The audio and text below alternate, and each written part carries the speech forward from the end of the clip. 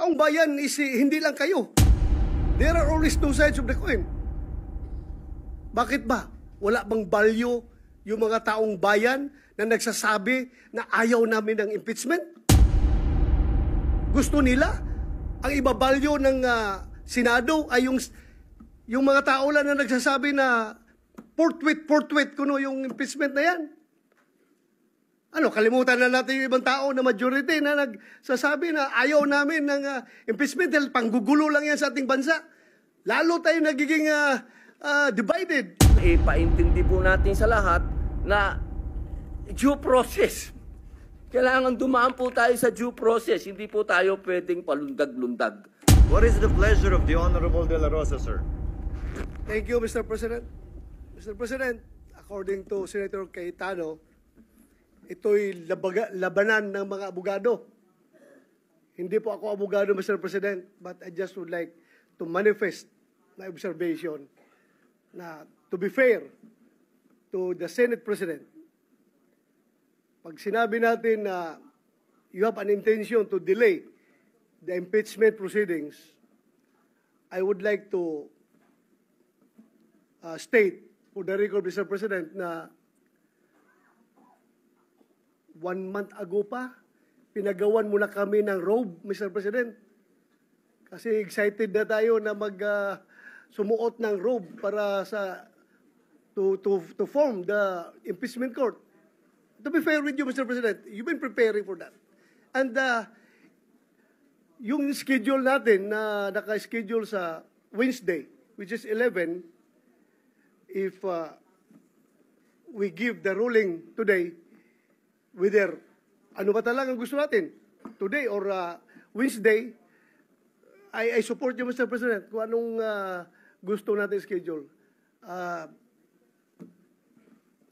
Sana mapag-usapan natin ngayon. Hindi ako abogado, pero ako ay isang Pilipino na gusto sana na hindi na tayo magkakagulo sa Pilipinas. Hindi tayo magkawatak-watak.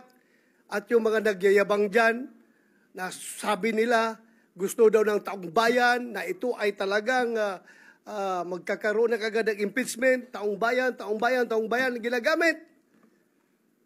I don't know kung sinong taong bayan yung sasabi nila. Because, alam ko, Mr. President, halos lahat ng tao ng Mindanao at ng Visayas, as I have observed during the campaign period, ang sabi sa atin is, Sir, ibubuto kita kung hindi ka magboto sa impeachment or hindi ka magboto sa conviction. Yun ang sinasabi ng taong bayan.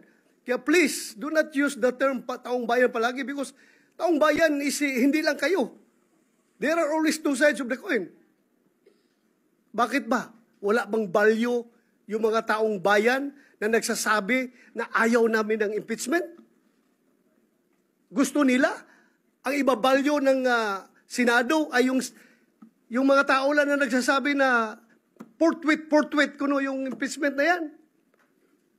Ano, kalimutan na natin yung ibang tao na majority na nagsasabi na ayaw namin ng impeachment dahil panggugulo lang yan sa ating bansa.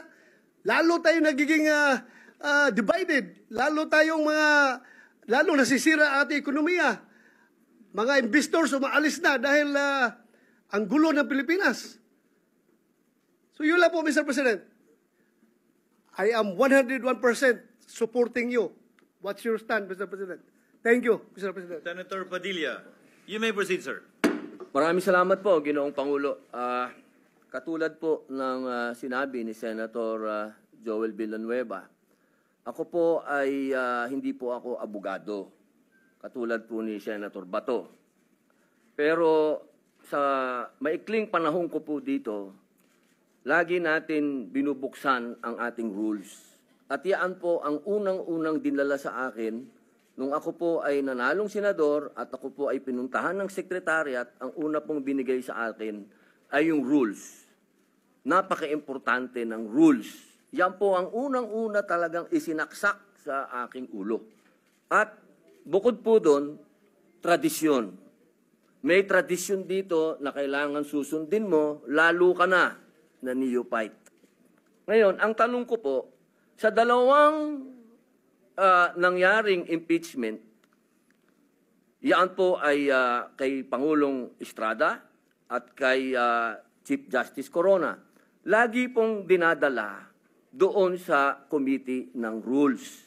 At yan po ay inaasahan natin sa pagkakataong ito na doon uli makarating. At hindi naman din po ako kumokontra, katulad din po ni Senator Villanueva, kung meron po tayo mga gustong baguhin, bakit naman po ako kokontra? Dahil yan nga po ang gusto ko, yan ang aking tagline, pagbabago. Pero hindi naman po siguro dapat sa oras na ito. Bakit naman sa oras na ito tayo gagawa ng isang bagay na katulad din po ng sinabi ni Senator Bato de la Rosa, talaga po bang tayo ay gusto nating magkahiwa-hiwalay na talaga? Yung po bang bansa natin talaga gusto na nating gutay-gutayin? Kung meron po tayong gustong baguhin, hindi po dapat siguro yan sa oras na ito, sa panahon na ito, at sa pagkakataon na ito. At katulad din po ng sinabi ko, lagi ko pong sinasabi, paulit-ulit, hindi po ako abogado. Ako po ay madalas akusado. Ako po ay ex-convict.